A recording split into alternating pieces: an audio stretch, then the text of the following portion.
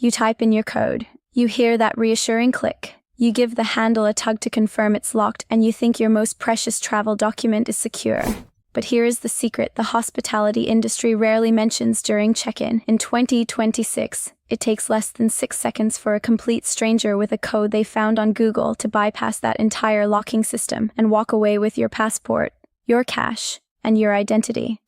Hello, everyone. I'm Elena. Welcome back. For 12 years, I served as a lead flight attendant for a major U.S. carrier. I've conducted thousands of pre-flight briefings, and I've spent more time in airline galleys than I have in my own kitchen. I know how things look from the perspective of safety and protocol. Now, as a senior travel consultant dedicated to helping my fellow travelers over the age of 60, my priority has shifted from ensuring you follow regulations in the air to ensuring you are safe, secure, and confident on the ground. You've worked hard for these golden years of exploration. The last thing I want is for your dream vacation to turn into a high-stress nightmare because you trusted a false sense of security. Today, we are dismantling the biggest security illusion in the hotel industry. I'm going to show you why I, after traveling the world for over a decade, never use the room safe for my passport, and you shouldn't either. But don't worry. I won't just leave you scared. I will provide the exact lead flight attendant protocol I use to keep my identity safe so you can focus on making memories, not calling the embassy. Let's think about the anatomy of arrival. It's a moment we all love. You've successfully navigated the airport, endured the long flight, waited for your luggage, and perhaps even had a brief, pleasant chat with the hotel gate agent or concierge. You finally open the door to your sanctuary, your room. You're tired. You just want to relax. You spot the small metal box in the closet. The urge to ground your valuables is almost instinctual. It feels like locking up the anxiety of travel. In the aviation world, we call this a pre-flight mindset. Before the plane even pushes back, we are programmed to secure the cabin. Loose items are stowed, compartments are latched. You are performing a personalized cabin check. Putting the passport in the safe feels right. It's what you were taught to do. It's what the hotel suggests. You think, I've locked the door, and now I've locked the safe. Double security. But I'm here to tell you that this habit, built over decades of travel, is now your biggest vulnerability in 2026. The world of security has changed, but these safes have not. We are applying old-school trust to new-school risks. That small metal box isn't a vault, it's a deterrent at best, and a decoy safe at worst. Let me show you why. Before we look at how weak the safe is, we must look at how strong the consequences are. When I was flying as a lead, I had a passenger on a flight to London, a lovely gentleman in his 70s named Arthur. He was so organized. He'd done everything right. He checked into a prestigious hotel and immediately locked his passport in the safe. He went to the theater, had a beautiful dinner, and returned to his room. When he went to check the safe, the keypad wouldn't accept his code. He called management. They opened it. It was empty. His cash was gone, his credit cards were gone, and most critically, his passport was gone. The next 48 hours for Arthur were a Mayday scenario. He didn't speak the local language well enough to navigate the police reporting system easily. He spent his entire vacation time in taxis between the precinct and the U.S. Embassy. He was worried about his bank accounts. He couldn't enjoy his prepaid tours, and the stress actually triggered some of his existing health issues. For our community, travelers over 60, this isn't just a bump in the road, it's a catastrophe. If your passport is stolen, you are effectively grounded in a foreign country. First, you are financially impacted. Think about the costs of replacement fees, emergency travel to an embassy, new airline tickets because you missed your flight, and additional hotel nights. Second, the emotional and physical toll of identity theft anxiety is immense. Your entire medical history, your financial life, everything is tied to that document. And third, you are now dealing with an emergency outside of the comforting procedures of your airline or travel insurance. You are on the ground without your primary ID, following a protocol you've never rehearsed. We don't want that for you. We want you to be the one in control, enjoying the view from the window seat, not the view from a police waiting room. So, let's pull back the curtain on this illusion of safety, and I'm going to give you that checklist I promised, so this never happens to you. Whenever I was working as a lead flight attendant on a long haul, maybe a 12-hour pull from LAX to Tokyo, I'd often stand here in the galley during the quiet hours drinking coffee and talking to my crew. We didn't talk about the view or the destinations. We talked about safety protocols, cabin security, and very often how we were securing our own belongings during the upcoming layover. We were trained in situational awareness. We were paid to be skeptical of systems. And here is the hidden industry secret, the part that hotels hope you never find out. The room safe is a matter of operational convenience for the hotel, not a security protocol for the guest. Let's look at the history of these devices. Before the late 1990s, hotel safes were rare, and they almost always required a physical key managed by the front desk. It was a logistical nightmare. Guests lost keys. Managers were constantly needed to override safes, and it slowed down the check-in and check-out process, the gate agent function of the hotel. To fix this operational turbulence, the industry shifted to the digital keypad safes you see today. They are cheaper to install, battery-operated, and they empower the guest to set their own code. But that power is an illusion. Every electronic lock needs a failsafe. What happens when a guest forgets their code? What happens when the batteries die mid-stay? The hotel needs a back door. In 90% of mid-range and luxury hotels, that back door is the factory-set master code. This is in 6-digit code like 0 or 121213456. When these units are installed, they are supposed to be reprogrammed with a unique secure master code known only to the highest level of security. But here's the simple, terrifying truth. Overworked maintenance teams and front desk staff rarely do this. They leave the factory default setting active because it's easy. It means if a senior guest forgets their code, a young bellman can fix it in 3 seconds. I remember a flight layover in London in 2015. We were at a very nice, traditional crew hotel near Hyde Park. A colleague of mine, another senior FA, locked her iPhone and her wallet in her safe. She went to dinner, came back, and her personalized 4-digit code wouldn't accept. She was frantic. Her whole life was in that safe. She called the front desk. Within 2 minutes, a maintenance worker arrived. He was no security expert. He was in a stained jumpsuit and carrying a toolbox. He asked her to step back tight or once into the safe keypad, and the door immediately clicked open. It was faster than a magic trick. We were horrified. We were staying there for 3 days. That young man knew that default code. His manager knew that default code. The person who had the shift before him knew it.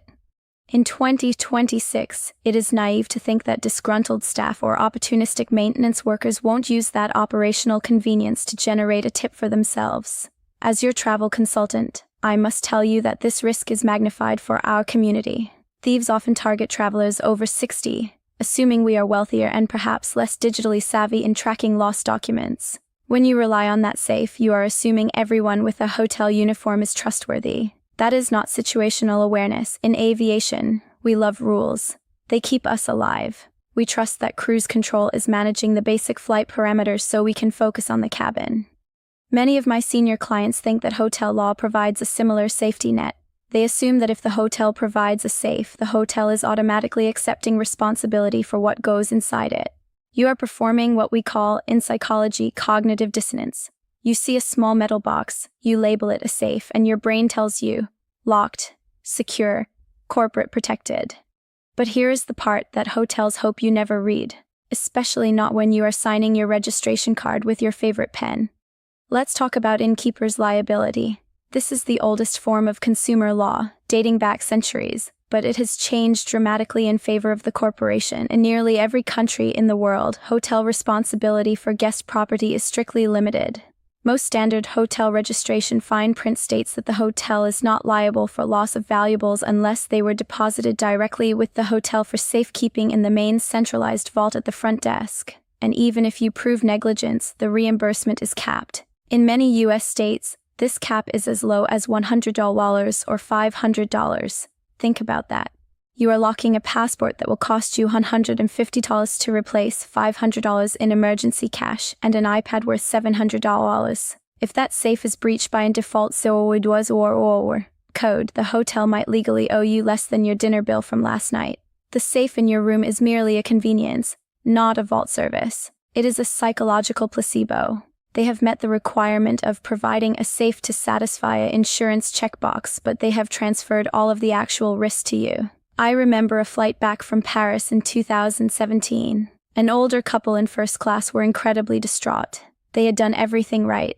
They locked their expensive jewelry, heirlooms for a 50th anniversary celebration, in the room safe. When they found it empty, the hotel management was pleasant but firm. They pointed to the liability sign in the closet, maximum reimbursement, $200.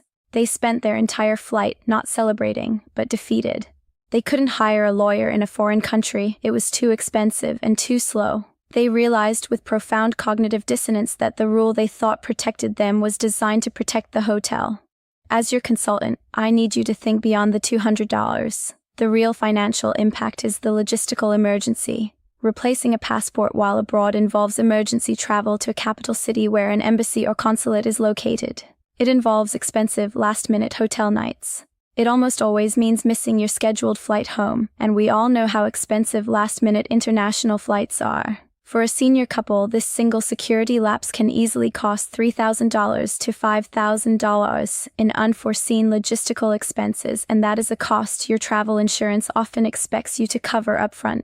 We don't want you to be the passenger crying in first class. We want you to be the passenger with a plan B. So, you are legally exposed and physically vulnerable. What is the alternative? You need a protocol. You don't need a stronger safe. You need to change the game entirely. When I was flying as a lead, I had a layover protocol for my passport that I never deviated from.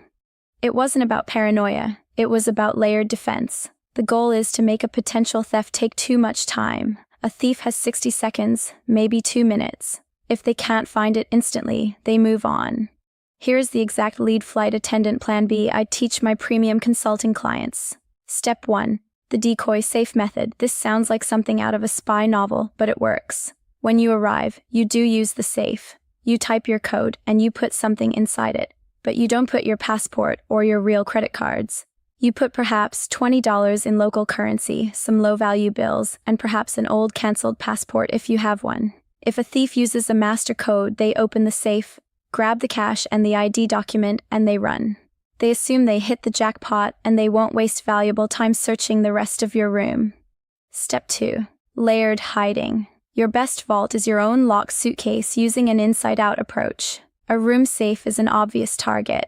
A suitcase is a container. First, you always lock your suitcase. This isn't just about security, it protects your contents during transit, a habit we instill in the guts of the airport. Second, you utilize the internal layers. Many travelers know this pocket. They put socks here, but look closer. Every good suitcase has a maintenance zipper or a flap in the liner that allows you to access the retractable handle mechanism. It is always a neutral, uninteresting fabric color. Put your passport in a dark envelope and tape it to the internal structure of your suitcase underneath that liner. Then, you put your socks and shoes back on top. A thief who breaches your decoy safe has 2 minutes. They might try to force your suitcase, but they will look for loose items. They won't take your locked suitcase apart, looking for an envelope under smelly shoes. Step 3. Portable security. For my consulting clients who are still anxious, I recommend a portable security solution. This is a small soft-sided portable safe like a PakSafe or similar, which features a steel mesh lining. When I was flying, I would nested my passport and main credit cards inside this portable safe and then cable lock it to a secure, permanent fixture in the hotel room. I preferred a radiator pipe or the bed frame itself. Again, this is about the clock. A thief who has already been fooled by your decoy safe and can't instantly find anything else isn't going to pull out wire cutters to wrestle with a steel cable while in a hotel room. They want to fly right, not fight. I remember a crew layover in Rome in 2019. It was a chaotic hotel. There was a rare room tear-through. Multiple rooms on our floor were burglarized during the day. When we gathered in the lobby for our pre-flight brief for the flight back to Atlanta, multiple crew members were in tears. All the room safes had been breached. This looked like a master code job. My colleague, who had just used her convenient safe, lost everything. I was in the same hotel, but I had used my inside-out layered approach. They had opened my safe, found the $20 in local currency, and left. My locked suitcase with my passport taped underneath the handlebars was untouched. My protocol worked. I was safe, I was secure, and I was ready to lead my cabin. One final consultant tip. Most travel insurance policies for seniors require you to take reasonable care of your belongings.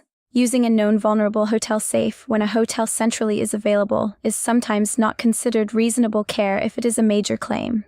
Following my Plan B layered protocol isn't just about security, it's about proving you were a diligent traveler if you ever have to make a claim. We don't want you to have to fight for your money after you fought for your identity. We've discussed the physical vulnerability of the hotel safe and established that corporate liability is practically non-existent. You have my physical Plan B protocol to protect that crucial blue book from a quick-fingered thief using a master code. But now, as your senior travel consultant, I must ensure you are protected on a second front: identity theft.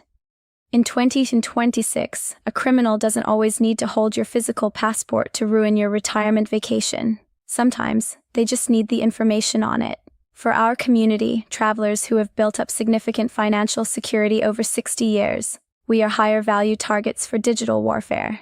When I was in the sky, we worried about terrorists. Today, on the ground, we worry about data thieves. You need a combined strategy that blends old-school physical common sense with new-school digital awareness.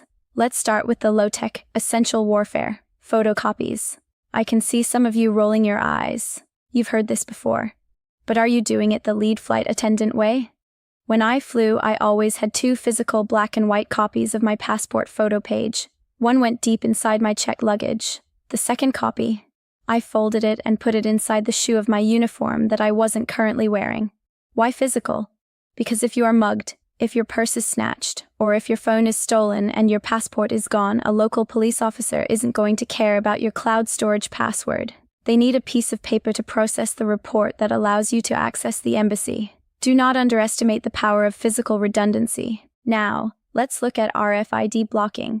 This is where I see the most confusion for my clients. Your modern passport has a small sensitive electronic chip containing your biometric data and personal information.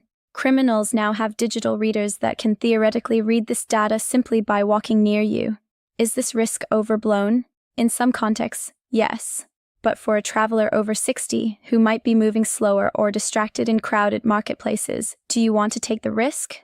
Absolutely not. An RFID blocking sleeve or wallet is an inexpensive digital shield. It's what we call in aviation a secondary safety latch. It's so simple that not doing it is almost negligent reasonable care. Finally, the high-tech, secure cloud storage. This is where many of my clients get nervous. They think, Elena, I don't trust computers. I understand. But think about the alternative. If your physical passport is stolen and your physical photocopies are gone, how do you prove who you are? Before your trip, take a photo of your passport page, your driver's license, your medical insurance cards, and your travel insurance policy. Create a secure folder in a major cloud service like Google Drive, Apple iCloud, or Dropbox. But here's the consult tip, the critical constraint. Do not name the folder passport. Do not name it travel documents. Name it something nonsensical that only you will recognize, like Project Bluebird 1974. And most importantly, you must have a strong password and 2-factor authentication activated. This is your ultimate safety net.